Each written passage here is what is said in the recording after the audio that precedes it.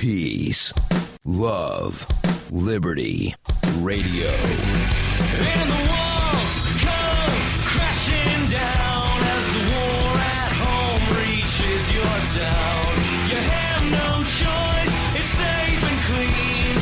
We all submit to the war machine. It is Wednesday. That means one thing. That means it is the day where I answer your questions. It's the Ask Me Anything. And I've got a couple of interesting questions this week. There's only two, and I know that it's not going to take me the entire show to answer these. So in that final segment, and possibly a little bit of the second segment, I am probably going to talk about Iran. So the first question comes from, it's sort of a weirdly written question, where the person sent me a message and they had a screenshot of a conversation that they were having with somebody, and I'm not going to read the conversation, but the question is about the infinity heart. And the person they were having the conversation with was saying that they thought that the infinity heart was an ancient medical symbol, not or that it was an ancient medical symbol that got adopted, and their term was co-opted by the polyamory crowd. And if you've listened to the show previously, you know how much I hate the word polyamory.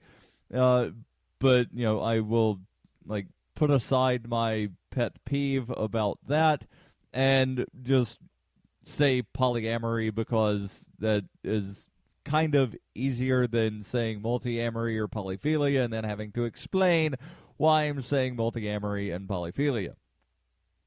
So the question is the infinity heart really an ancient medical symbol?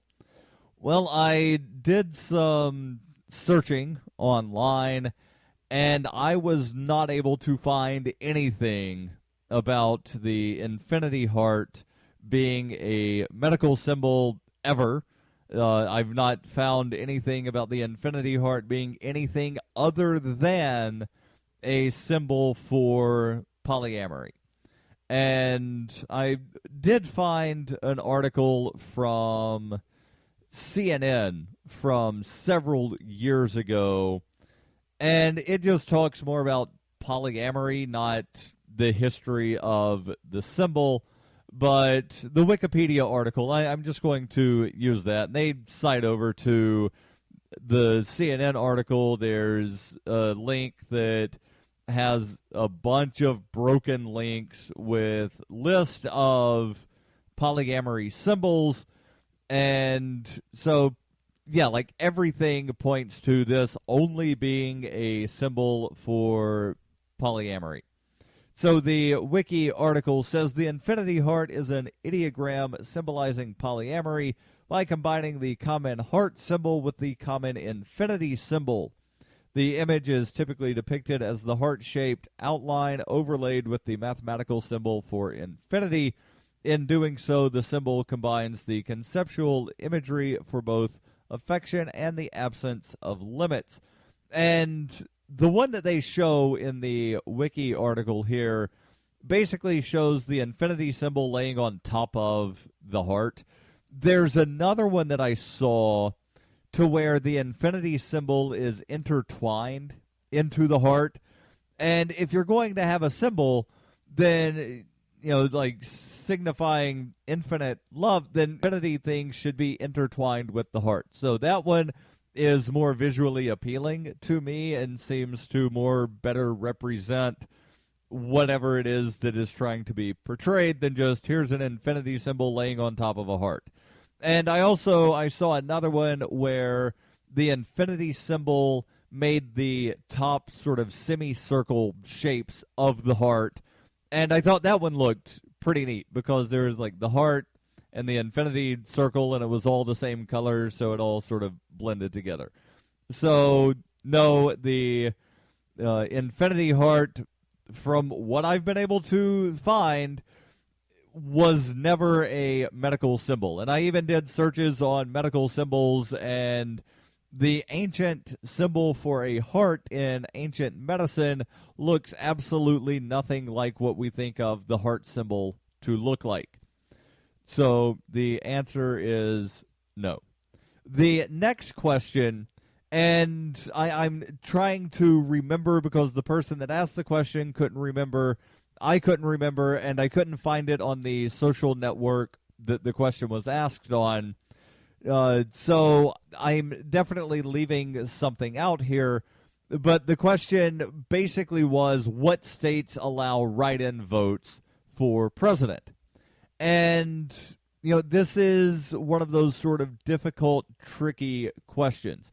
And on the surface, it seems like, it should be a very simple question, or, it should be simple to answer. Either a state allows a write-in vote or a state does not allow a write-in vote. But that's not really, all you have to do, because some states require candidates to file papers before the election saying, I want my votes to be counted. There's a couple of states that require the candidate to file the paper, but there's no requirement that it be filed before the election. So you could file it after the election and say, and now tabulate all of the write-in votes that I had.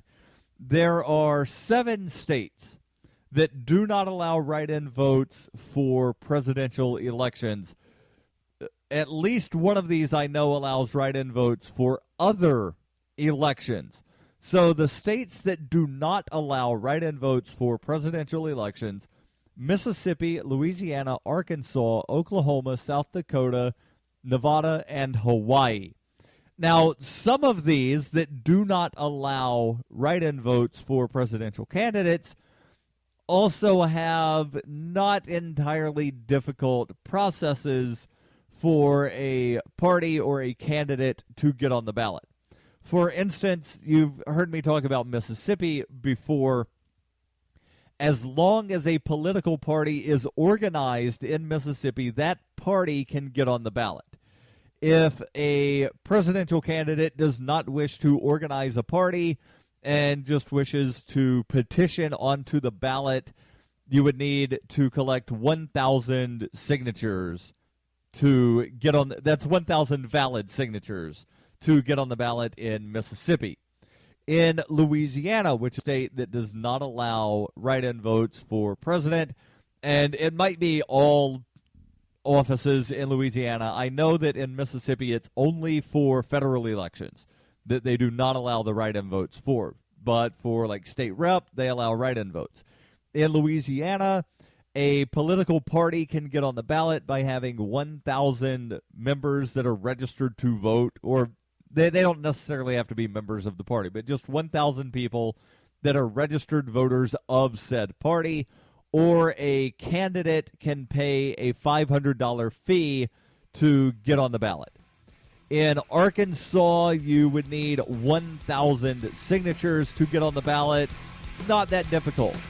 Nevada, it's about 5,000 signatures to get on the ballot, but also they allow people to vote for none of the above.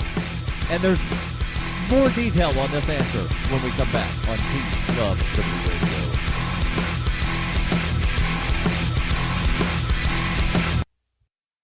When her plush and comfy life suddenly and unexpectedly fell apart, Brooke and her dog Cloud set out to defy the odds. If this is a man's world, as they say, living on the streets is no place for a young woman. One day she awoke in the redwood forest and realized she had become a hobo, and would ultimately come to know exactly what it means to survive. How to Be a Hobo by Brooke Willett is available from Amazon.com and all major bookstores.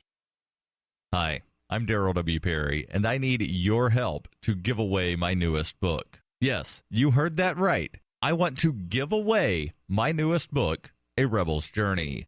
The book describes my path to the ideas of liberty, which began as a search for traditional values. I will only give away the book if I reach my fundraising goal of $2,500. But wait! There's more! If you donate, not only can you get the ebook and the audiobook for free, but you can get bonus audio content, including interviews with Jeffrey Tucker, Lynn Albrecht, Ben Stone, Gardner Goldsmith, and Stephen Kinsella. Or you can get a signed copy of the paperback book and more. Your donation will serve to replace the profits I would have earned through a more traditional publication of the book. The funds raised will allow me to get the book into the hands of more people and to promote the book to a wider audience.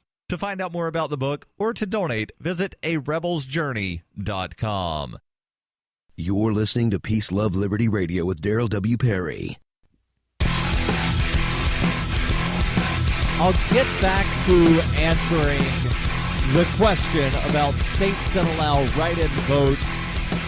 But first, I want to make sure that I tell you about Survivor Max by Davi Barker. 11-year-old Max must survive the zombie apocalypse alone in New Hampshire. The slow-moving, non-thinking lame brains swarm his home searching for living flesh. Max must apply his Porcupine Freedom Scouts training to plan his escape, but first he must prove that he's too smart to die.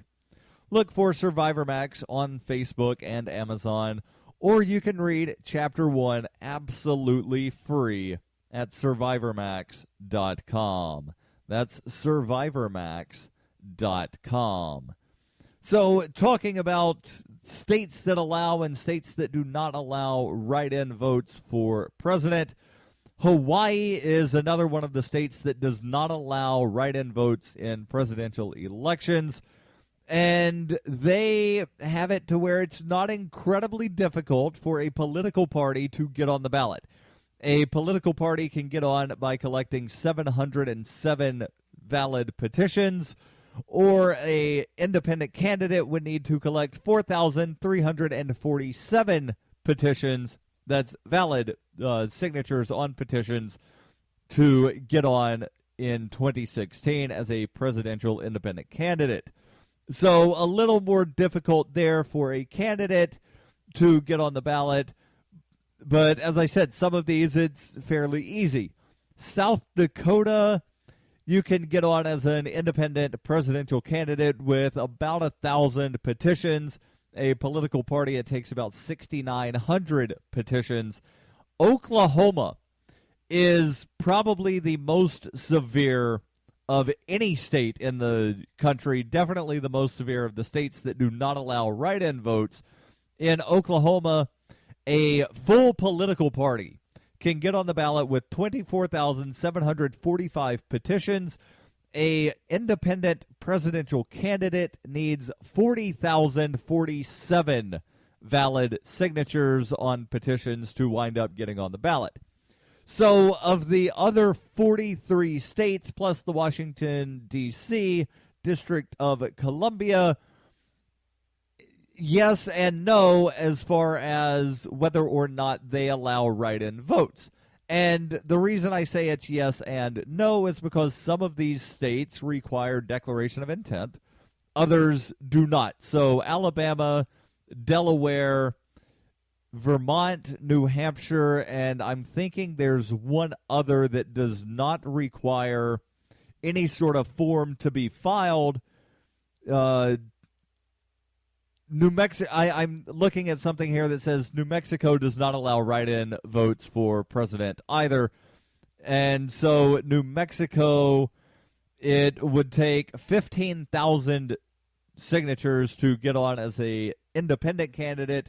Takes about 2,500 for a full political party. So the other states here, most of which require a filing of a declaration. And again, some of the states require it before the election. Others, there's no requirement that it be filed before. But if you want the votes tallied, you have to file the form. And one of those is, I believe Oregon is one of those states to where they don't necessarily count all of them, but if you file this form, they'll count it for you. I'm not going to go through all of the procedures in all of the states, but there's one state, I believe it is North Carolina, to where you actually have to go collect petitions in order to get your declaration as a write-in candidate even considered valid. In some states, you only need to wind up having the people that are going to be your presidential electors sign off because they're the person that is actually the candidate in the presidential election. Again, North Carolina, in addition to your 15 electors, you need people to sign saying, I wish to be able to write this person in. And I believe Kentucky has a filing fee that in addition to filing a paper saying I want my votes to count, you have to send them $50. And there are other states where you have to run an ad in a newspaper and then provide proof to the Secretary of State that you ran the ad in the newspaper saying that you wanted to be a write-in candidate. Illinois, you have to send something to all of the election officials in the 100 different counties in the state. So there's different procedures for different states. And if I were to be asked whether I think that there should be, declaration of intent for write-in candidates, or how they do in some states where they just say that everything is valid, but then when it comes time to count, they decide whether or not they actually want to count. Sometimes they just list it as scattered. I would err on the side of, if somebody wants to be a write-in candidate, they should file a form saying, I wish to have my votes counted.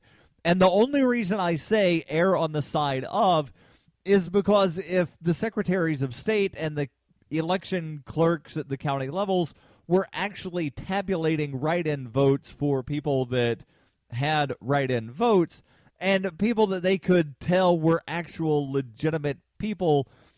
And let me explain that again in detail in just a moment.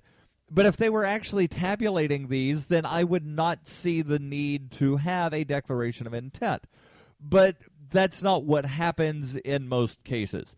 And I've got a story out of, I believe it's Texas. Yes, the Texas Tribune from January of 2013. And they're writing this specifically about Tarrant County and Travis County, Texas. But what they have to say is very fitting and very relevant everywhere. And it sort of exemplifies why I think there needs to be declaration of intent, because write-in votes don't necessarily always get counted. So the article here from the Texas Tribune reads, when 11 Travis County voters scribbled in Mickey Mouse for president on their ballots in November, the cartoon character did not get any closer to becoming the first animated leader of the most powerful nation in the world. After all, counties don't count write-in votes for uncertified candidates. In every presidential election, hundreds of names are written in by voters who choose not to vote for a major candidate. And might I add, or another ballot-listed candidate that might not be considered quote-unquote major. Among those names is a trove of living and deceased politicians, fictional characters, and popular personalities. That trend continued in Texas in 2012. It was no surprise that one-time GOP presidential hopeful Ron Paul received write-in votes in his home state in the presidential election, despite never registering as a write-in candidate. What was not as predictable were the other ones who joined him on the list of uncertified and thus uncounted write-in votes. Willie Nelson, Clark Kent, and Socrates. No matter what, each of these write-in votes was recorded as a vote for nobody. And you know what? I'm actually going to continue this article and then explain my legitimate person statement when we come back in the final segment here on Peace, Love, Liberty Radio.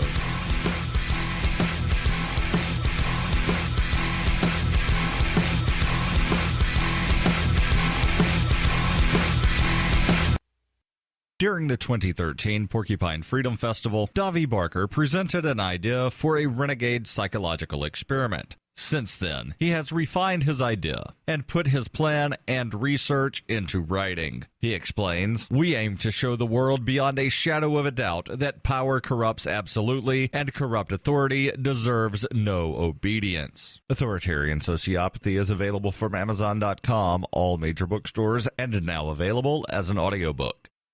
It is the year 91,001 BCE. Witness humanity's origins in Hyperchronius, a classic role-playing game for Windows PCs with a story like no other game before.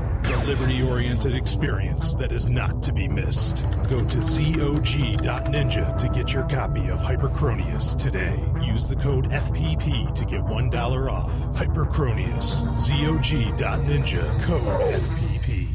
You can support FPP Radio by shopping online. Whether you're looking for precious metals, bitcoins, or books, you'll find that and more at shop.fppradio.com. Every purchase you make from one of my affiliates, like Namecheap, ExpressCoin, and Amazon, at shop.fppradio.com helps fund FPP Radio. Or you can shop directly from FPP with Bitcoin in the Bitcoin store. That's shop.fppradio.com. You're listening to Peace, Love, Liberty Radio with Darryl W. Perry. Online at fppradio.com.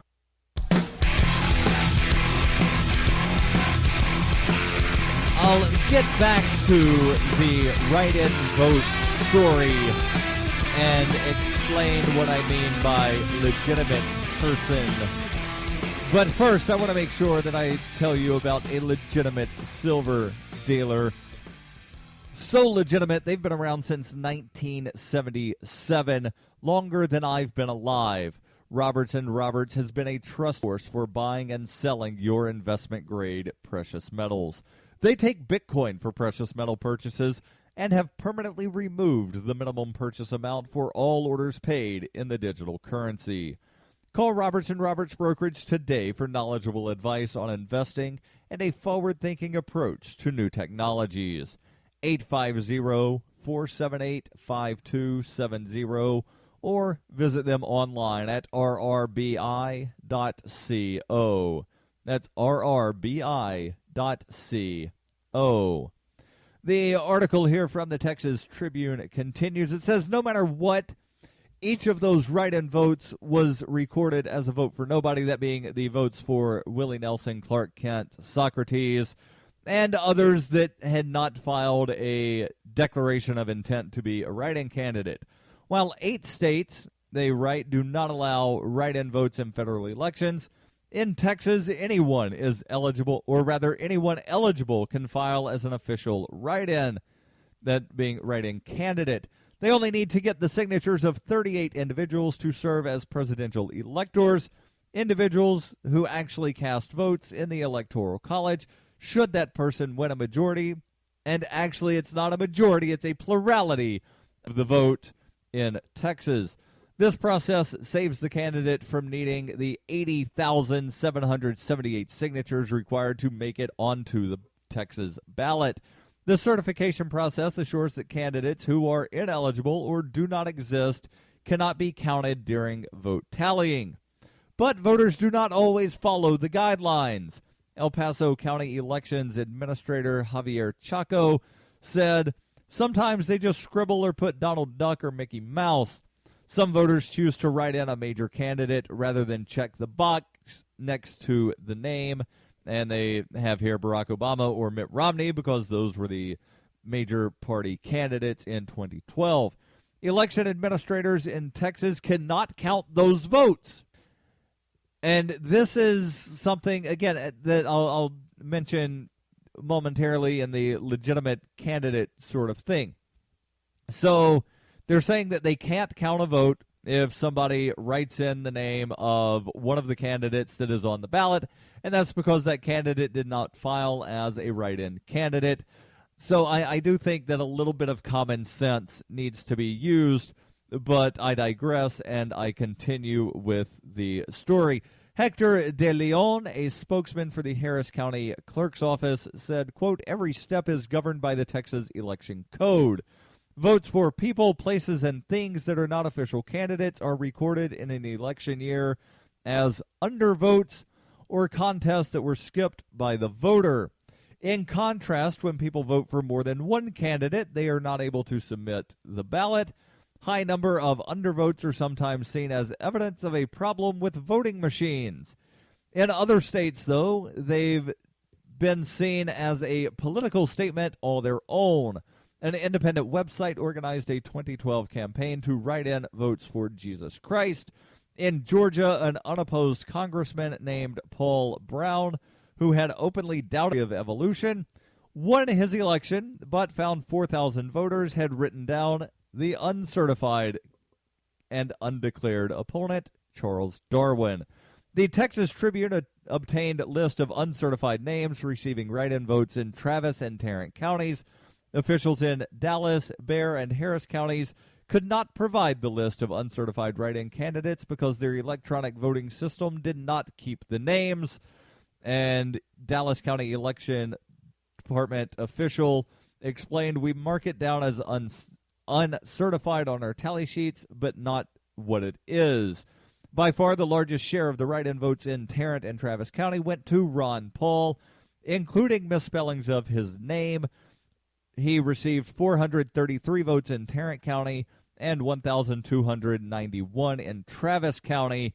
And then they have the list of the top 10 uncertified write-in candidates, that being people that had not filed declarations of intent to be a candidate. So in Travis County, Ron Paul obviously got 1,291, which I had just mentioned. Jesus received 31. Hillary Clinton received 30. John Huntsman, former presidential candidate, received 23. Willie Nelson got 14. Mickey Mouse, 11. Some version of nobody received 11. That's the same number of votes that Vermin Supreme received. And then Ralph Nader and Bill Clinton each received 8. In Tarrant County, Jesus came in second among uncertified write-ins with 49. Hillary Clinton, 33. Rick Santorum, 21. Mike Huckabee with 15. Colin Powell had 9, edging out Willie Nelson with 8, who beat Newt Gingrich, who received 4. Sarah Palin, John Huntsman, and Big Bird tied in Tarrant County with 3 votes apiece. And then they have some other notable write-in candidates, including Tupac, Elvis Presley, both of whom are dead, Clark Kent, who is not real, Jon Stewart, who is Canadian, Socrates, who is not alive, Slavoj Zizek, somebody that I have to say I've never heard of, Candy Crowley, Chuck Norris, Henry Rollins, and finally, Love. So let me explain what I meant by the legitimate candidate and why I think that election officials need to use some common sense. So let's just say, for instance, that there's someone who has placed out campaign signs, forgot or was never told by election officials that they needed to file a declaration of intent to be a write-in candidate. But they're doing everything that a candidate otherwise would do. They're putting out signs, they're campaigning, they're filling out surveys for newspapers, they're appearing on television and radio, but they forgot to file this form. Or they put the form in the mail, it wound up getting delivered a day late. So whatever the situation, they can't officially have their write-in votes tallied because they didn't get the form filed in the appropriate time. I don't think anybody would say that that person was not a legitimate candidate or attempting to be a legitimate candidate because they were doing all the things that candidates do. Well, in some states that do not have declaration of intent, those votes might not be counted because election officials don't necessarily know that this person was doing something, like that they maybe, like they don't drive down whatever road the signs were on, they don't listen to the radio, they don't read the newspaper, and they didn't hear any chatter, and they say, oh, well, this person, somebody received 20 votes, never heard of him, I'm just going to put it as scatter because the person that won got 70. So not even going to count it. And sometimes, again, let's just say it's in one of these states with the declaration of intent, and it gets filed late, or the person doesn't realize that they have to file. Well, they still wouldn't be counted. Although in some states they will count them if there are more write-in votes than votes received by the winning candidate. And it's all tricky, and common sense is not really used in a lot of places. This is Peace, Love, Liberty Radio, online, fppradio.com.